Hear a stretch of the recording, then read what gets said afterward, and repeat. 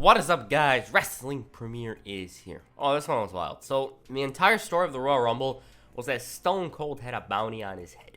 Whoever eliminates him, doesn't matter if it's Gangrel or Ken Shamrock, they will receive $100,000. I went with this one because no one on YouTube seems to give a damn about it. It's hardly spoken about for odd reasons. And I mean, it's the second most purchased Royal Rumble ever, yet it's forgotten. There was a couple of other choices for the Rumble video that I was going to make for today, such as 03 and 2014, but I chose this one because of the reasons I mentioned. And the entire story of the pay-per-view was about Austin and McMahon. Vince was forced to compete in the match because of Commissioner HBK, and he was going to be the second entrant after number one, who was obviously Stone Cold Steve Austin. Another highlight of the show included the I Quit match between Mankind and The Rock for the WWF Championship. Honestly, that match is pretty infamous. You guys know why. We're going to get into it later on. Okay, Royal Rumble 1999 was held in the Arrowhead Pond in Anaheim, California. It was, of course, the home of WrestleMania 12 and later on WrestleMania 2000. 14,816 were in attendance to witness Teddy Long screw up, and the buy rate was 650,000. You guys already know, it was the absolute peak of the Attitude Era. At this point, they were firing on all cylinders. I don't need to say it. The proof is in the pudding. Look at the buy rate for this event. Of course, the theme song and the tagline for the events were No Chance in Hell, and it ended up being Vince McMahon's theme song about a week later, I believe. Maybe even the next night, but yeah. That's one very memorable thing to come from this event. Now, before the event began, and I do think it's necessary to mention, a couple of things happened on Heat. First of all, Stone Cold, with zero regard, runs into the VIP parking area with this truck, but is told that he can't enter because it's for limousines only or something like that. Funny enough, this wasn't even a problem for him. In the arena, the McMahons and the Stooges enter the ring to discuss the Rumble. Fans, of course, called McMahon an asshole, and they claim that everybody knows his reputation as a street fighter. They don't. And as it relates to the Royal Rumble, Mankind was going to have a tune-up match before the event. Asshole chants intensified, and his opponent will be a mystery. Meanwhile, The Undertaker promised to take yet another victim tonight. Mankind, on the other hand, promised the pretentious little twit that it will be The Rock who screams the magic words, "I quit." Shane McMahon thanked him for those kind words, and he would use them later on against Mankind. Sable also discussed the Rumble and her match with Luna. And just as she's beginning to talk, Luna runs in and beats the champion's ass. And when you tell Shane to shut up? This is terrible! This is terrible! Sable already had a damaged back, and this only added to the matchup later on. As for McMahon and Austin, well, Austin finally arrived with a limo. Problem is, he didn't specify what kind of limo, and so he ran in there with a monster limo. Vince was pissed. Shane was warning his father about Steve, and out he came. Now, even though Austin was in the ring with Vince, he couldn't lay a finger on him due to a previous rule. There was, however, a way for him to actually touch the boss, that way being if Vince touches him first. Vince said that he has something to say, and he slaps the living hell out of Steve Austin. That's it, he runs away, but Austin didn't follow, because he knew that time was coming when he can whoop his ass during the match. I mean, if he goes and assaults him right now, maybe he might not be able to compete, who knows? As for Mankind, The Rock was really enjoying while he was watching. I mean, what's better than a hurt Mankind? The champion did put up a fight, but The Rock ran in there and hit the rock bottom before Mabel hit the splash. Rock continued laying the smacking down on Mankind as Heat went off the air. Just thought it was important to mention all those stuff. So right now, let's officially get into it. The first match was between the Road Dogg and the Big Boss Man. Okay, this thing was initially about the tag titles, Team Corporate and the Outlaws, but it transitioned into a hardcore title feud. This match in particular was non-title, which I found odd. Just a note. Of course, the dog was mega over. Boss Man warmed up. Road Dogg responded with "suck it," and it was on. Boss Man quickly showed off his power, and while Road Dogg was angry, what was he gonna do about it? Oh, he's gonna deliver a right and dance a little. Unfortunately, he found himself cornered and at the mercy, lack thereof, of the Big Boss Man. Soon, though, he got a little ahead of himself, and Jesse James was finally back into it. The entire crowd was supportive, of course. Dropkick. It got a little hardcore behind the ref's back, and Road Dogg makes a little mistake.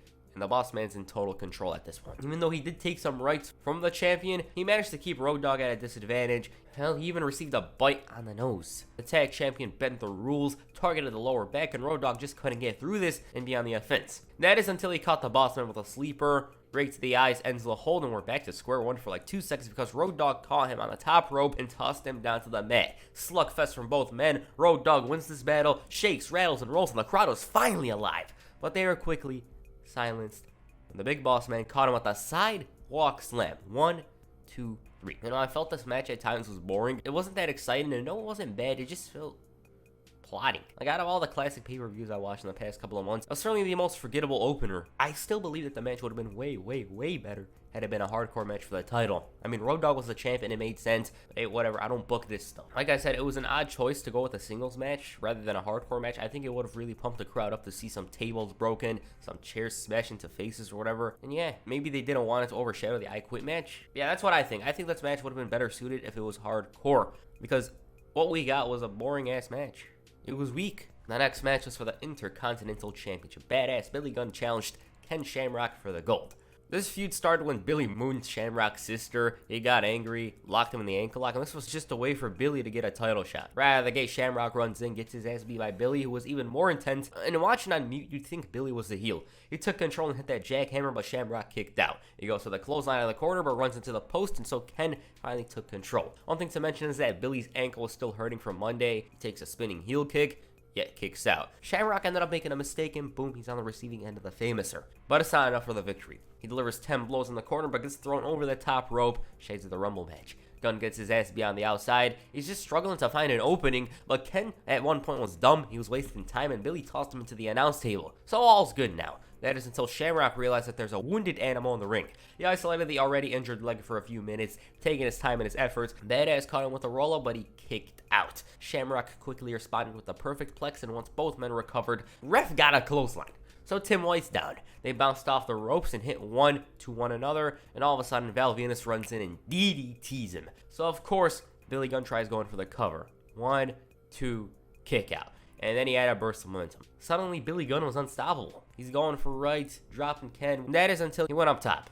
He landed on the bad leg, and Shamrock had this look on his face like, huh, that's the opportunity, and he locked him in the ankle lock, and Gunn tapped out. You know, I prefer this match to the previous one, but it wasn't that good. I mean, Billy did sell the leg for the most part, but there was a lack of interest in the middle of the match, and it just wasn't fun. Like, just thinking about it now, it's pretty forgettable. It lasted a bit too long, that's what I think. If you like it, whatever, it's no problem. Backstage, Shane was pumping up his father ahead of the match, and he was believing in his own damn hype.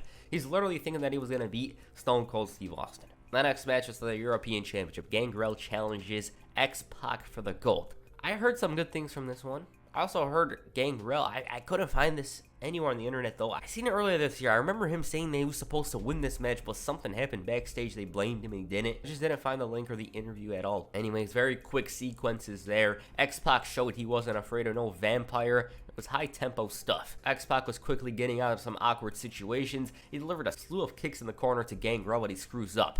Gangrel then catches him with an overthrow, tosses him into the ropes, and goes to the cover. Headlock, wearing out the champion, but he manages to escape, only to go flying in the air. Gangrel goes up top for the elbow, but to no avail. X-Pac once again has a hell of a lot of momentum, and at one point I thought he clotheslined his head off. Once again, he delivered several rights in the corner before connecting with a Bronco Buster, but this wasn't enough to keep Gangrel down, so he hits a spin kick. Okay, and this is the most memorable part of the match, unfortunately. So X-Pac goes up top for the crossbody, right? He hits it, but Gangrel managed to roll over and go for the cover. The ref, Teddy Long, counted to 3 despite the kick out. He basically mistimed it. I mean, you could see X-Pac's shoulders weren't down on the mat. So the fans chanted, "You effed up, you effed up," and it was just an awkward moment. Gangrel then hits a power slam and he runs into yet another kick before attempting to push him away. But that would be his mistake because X-Pac caught him with the X Factor.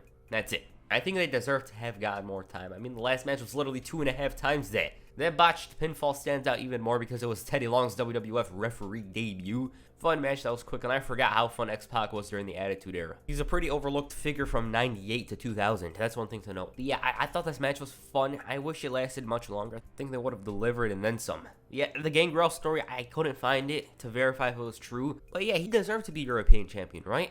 In the back, Kevin Kelly interviewed DX on their intentions for the Rumble, and Triple H said that they stick together, but tonight it's for $100,000 and for the WWF title. Basically, in his eyes, it's every man for himself. China then chimed in to remind him that there's a woman involved, you know, every man and woman for themselves. Shane McMahon then came out. He came out to introduce the next WWF Women's Champion, Luna. And the reason why he announced her as the next champion was because Sable suffered some sort of back injury earlier in the night. He asked her to come out and forfeit the gold. She came out in pain but asked for them to ring the bell, and it was on. By the way, it was a strap match. Sable got her shots in with a strap instantly. She pulls her into the post, and Shane O'Mac's back on commentary. They felt that Sable was undeserving of being champion because she's a prima donna. She was totally aggressive and in total control at this point. Sable touched 2 corners before Luna dragged her back in and choked her out. And even though her back was killing, Sable still had fight in her. She whooped her with a strap, but once again, that back was a huge red target. Luna tried carrying her on her back and touching the corners, but what she didn't realize was that Sable was right behind her. Shane then ran in and provided distraction, but then a fan Tori blasted Luna, and this gave way to a Sable win. Hey, for some reason, this felt much longer than it was. I don't know why. It felt like it was 8 minutes rather than 4. Of course, it was the weakest match of that night. It just wasn't that interesting. I mean, Sable was going to win, obviously. She was obviously going to win this one if you look at it from that perspective. And yeah, it was forgettable. Like, when I think of the 99 Royal Rumble, this is the last thing on my mind, honestly. I heard Sable and Luna were getting into some backstage fights during this time period. That's just one thing to mention. Meanwhile, the corporation were discussing the Rumble and the $100,000. The next match is for the WWF Championship. The Rock challenges Mankind in an I Quit match. Okay, if you want the entire feud, check out this video. I really enjoyed making that one. I thought it was one of my best videos up to that point. I remember I felt it was very good.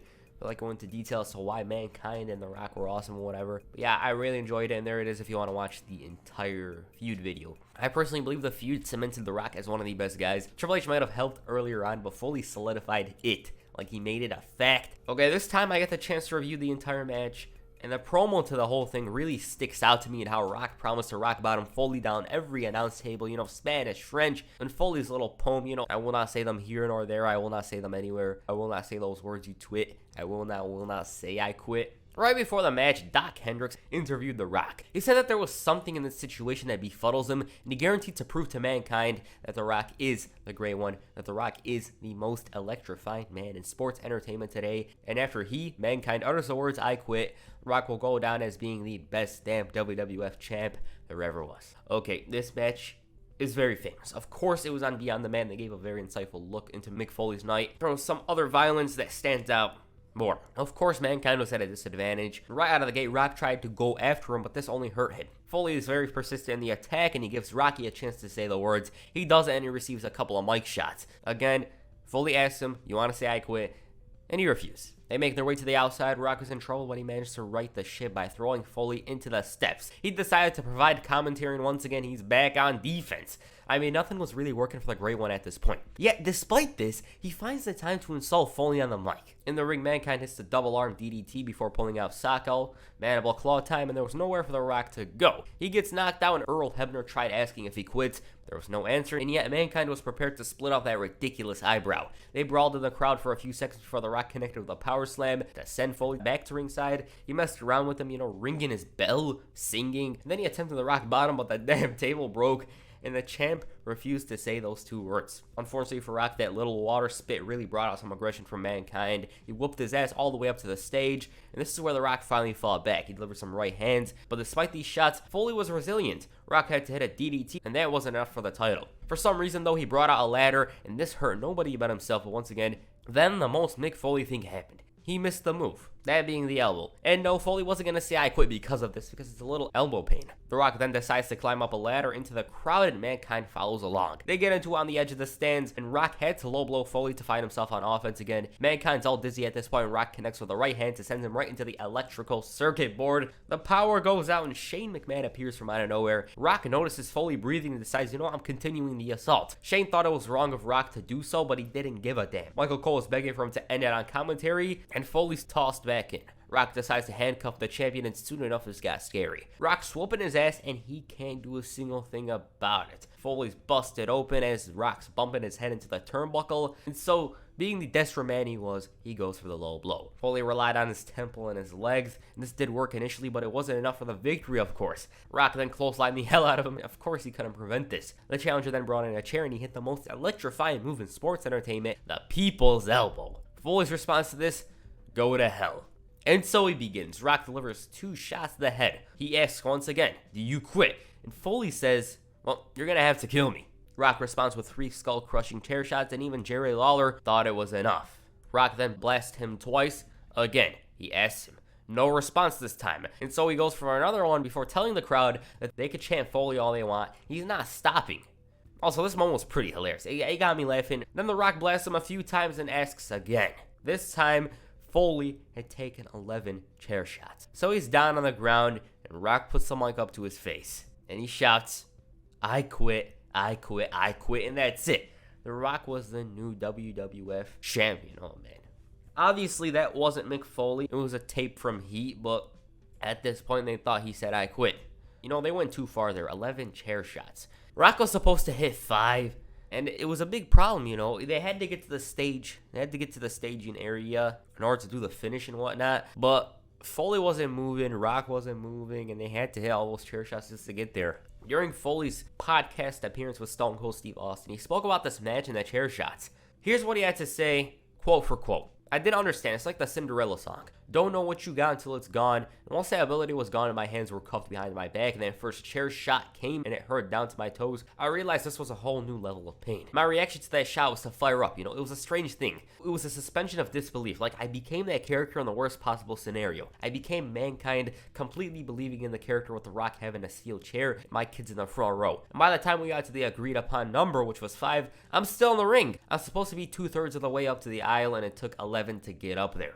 Now, Foley did hold some resentment towards The Rock for this. The story goes, Rock did check up on him afterwards, but Foley had zero recollection of this, and it's just sad thinking about it. They ended up talking a while later, and all was good. Yeah, 11 chair shots. Maybe Rock should have connected with shots to the bag just to lead up to the stage, but yeah. It was supposed to be 5. Mankind was stuck in the ring. Damn shame, this match is still spoken about to this day for the bad reasons. Now, the match itself to me was awesome. I really like it. The chair shots do put a damper to it, though, and it's understandable if you never want to watch it. But the story was just captivating to me. Mick Foley didn't want to give up, and it would have taken The Rock having to kill him to win the entire thing. And even then, he's not going to win anything because it's an I Quit match. So yeah, that's what I thought. I thought Foley was a gutsy guy. The story was just great, but the chair shots were really too much. And the main event, the 30-man Royal Rumble match. $100,000 to the one who eliminates Stone Cold Steve Austin. Jerry Lawler was very annoyed with Howard Finkel's long introduction to the match type, just to mention. And of course, Austin and Vince were numbers 1 and 2. And when the boss came out, he was jacked. Those segments involving Shane the training were just too hilarious. I mean, he was drinking raw eggs, punching meat, chasing a chicken, all that stuff just to get a body like that. But that was all thrown out the window because right when the bell rang, Stone Cold finally whooped his ass. He stomped a mud hole in him, and it was a long time coming. And also, this had never happened before. Vince was in a match with Austin previously, but he never got his ass beat. He did get stunned and whatnot, but that stuff weren't within an official match. So this one was different. The boss was pleading for him to stop, but he wouldn't listen.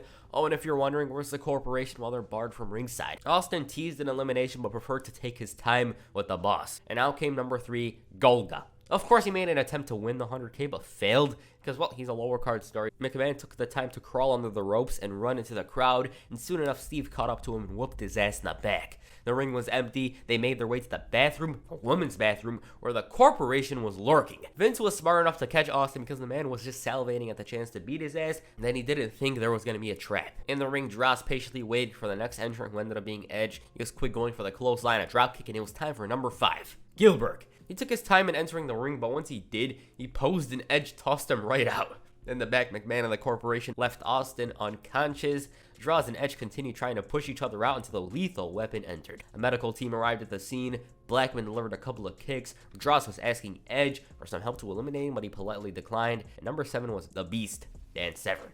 Speaking of him, apparently he was ready to shoot. This is what he had to say in an interview. I just have to mention it because it relates to this event. And I quote, WWE didn't know about any of this, but it crossed my mind because I had already met with Eric Bischoff and Ted Turner. And I was like, what if I contact Eric Bischoff and Ted Turner and go, hey, fellas, what's it worth to you guys when it's time for me to exit the ring at the Royal Rumble? I go a little bit off script. And I start turning fantasy into reality. They're going to feed me a fresh guy every 2 minutes, and eventually they'll get me out of the ring, but they haven't gotten me out of the arena. How much havoc could I have done to disrupt their storyline and stuff like that? I could have probably made a pretty cool payday that night, okay? Anyways, Austin was stretchered out, and it was just lower carders in abundance at this point. I mean, there had yet to be somebody that was a bigger deal who was in the ring. They were just delivering rides, trying to eliminate each other. The Blue Meanie enters. He had some momentum, dancing around, but Edge and Droz preferred something else. The next entrant, though, was nowhere to be found, but it was quickly revealed why, because Mosh was the one who was supposed to enter. He got shoved into a wall, and Mabel took his spot. And this is where the match picks up. He tosses out Blackman, Severn, Ali Singh, the Blue Meanie, Droz, and it was Road Dogg's time. He engaged in a slugfest with Edge and managed to toss him out. Mabel and the Road Dogg went at him when the lights went out. It was The Undertaker. The rest of the ministry came out and lured Mabel to The Undertaker. They continued assaulting him all the way to the back. Initiation, I believe. Meanwhile, Road Dogg was waiting for some competition, and now came Gangrel. Damn, was he happy to be out there, and so were those fans. Once again, Gangrel was fast with his strikes and kicks, but unfortunately, though, Road Dogg took advantage of his own momentum and pushed him out of the Royal Rumble. Next entrant was Kurgan. Jesse James, of course, took punishment. I mean, he had already competed in a 15-minute match. It's obvious. Al Snow comes in and tries eliminating Kurgan, but the dog just stares at him and realizes why not and pushes him right out. Goldust enters. He tries to go for the Shattered Dreams, but to no avail. Kurgan gets involved, takes a DDT, and out came number 17, the Godfather. Oiwa Ho-Chan intensified because they left, and in the ring, the guys were in pairs. So they're just beating each other up, 2-on-2 and whatnot. In entry number 18, Kane came out, and this is where things finally picked up. So Kane comes in, tosses out the dog, Kurgan, he's clotheslined out, Godfather also, and Goldust, well, he's chokeslammed out of there, and this is where the white coats come out. Because at this point, the McMahons, they were threatening to send Kane to this asylum and whatnot, and he was just scared.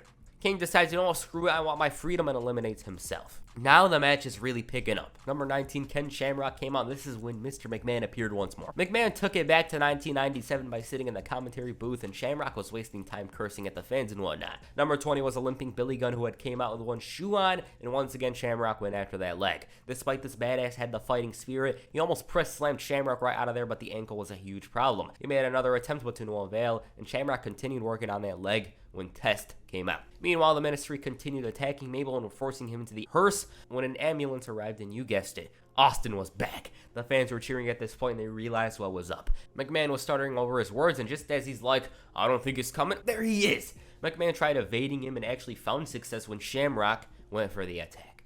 Unfortunately for himself, Austin tossed him right out, but it was no problem because the boss man was doing the dirty work. Next entrant was Triple H, and he was probably the second most over star in the entire match from all 30 men. So now the star power's there. Everybody in the ring, baby faces and heels alike, were gunning for Steve Austin. He tried fending them off but was unsuccessful. Number 22 comes out and it's Val Venus. McMahon was shouting for someone to do it, and what the hell are those guys doing? Billy was working on Austin, but Austin just stepped on his ankle and eliminated him just like that.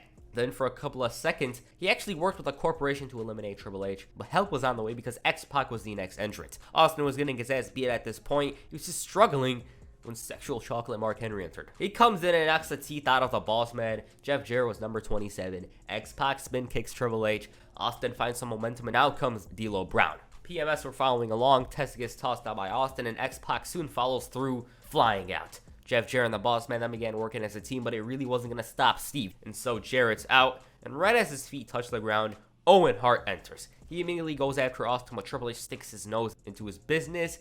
Austin exits the ring for a breather and for a drink before throwing the damn pitcher into the boss's face. He took this to heart, obviously, and I thought he was going to enter, but I was wrong. Then, number 30, Chyna entered. She was the first woman to enter the match, of course, just to mention. Once she entered, she went straight after Mark Henry and eliminated him. But right when she turned around, Austin just clotheslined her the hell out of there. Henry laughs, and Triple H takes action, throws Val out, and Austin catches the leader of DX with a stunner. The fans marked out hard for that one, and he clotheslined Triple H right out of the match. And so remained 4 in the ring. D'Lo was really putting in a shift to just eliminate Steve, but the man was in form. Owen Hart made an effort. He hits the kick, but Austin catches him off guard to toss him out. And 3 were left. Boss man takes advantage of D'Lo's showboating and tosses him out. Austin then grabs him, and boom! Is the stunner, and so remain 2. I don't know how and who threw that at Vince, but it was hilarious. Austin managed to grab a hold of Vince and tosses him into the crowd. He stomps a mud hole in him before sending him back out there. Then to add insult to injury, leveled him with a chair, and they were back into the ring. Funny enough, Vince found an opening with a low blow, but even though Austin was hurting downstairs, he hit the stunner, and then he went for the Brett elbow, and out came The Rock. He teases Austin, then climbs to the apron where he receives a right hand, but Vince capitalizes on the moment and tosses him out to win the 1999 Royal Rumble match. Austin couldn't believe this at all. He was fuming. They might not even be the right word. So Vince was the Rumble winner. Austin then brawled with The Rock to the back, and out came the Stooges and Shane McMahon to celebrate. Then Howard Finkel announced it, and he's all tough now, and he demands some cold beer to make a mockery out of Stone Cold Steve Austin to end the show on top. Okay. That was a very polarizing Royal Rumble. It was the Austin McMahon show in my eyes. I mean, look at that damn highlight video. Literally 2 seconds isn't dedicated to the feud. But anyways, a bunch called this the worst Royal Rumble match. Me personally, I didn't feel the moments of when the lower card stars were in the match. But despite that, I like it. It was honestly wild. If you hate it, you're probably reasonable. You have your reasons why, but the reason why I like it is obvious. Austin McMahon. I do think it was pointless to have Vince win, shocking finish. Then again, I feel they did it to catch everybody off guard. Not only that, Austin was a 2-time consecutive winner at this point, so yeah. This Rumble was weak in general. Foley and Rock was a huge highlight, but even that has some controversy marred over it, so yeah. The Rumble match wasn't the best, but I enjoyed it because it was wild. I do think you should have put Triple H and somebody else earlier on, Triple H and perhaps D'Lo Brown. Well, now they just needed some more star power in the middle of the match. That's what I think, so yeah. What do you guys think of this Royal Rumble? Please comment down below. And that's it for this video. Make sure you hit a Stone Cold Stunner on the like button and perhaps rock bottom on the subscribe button. Peace. I'm out.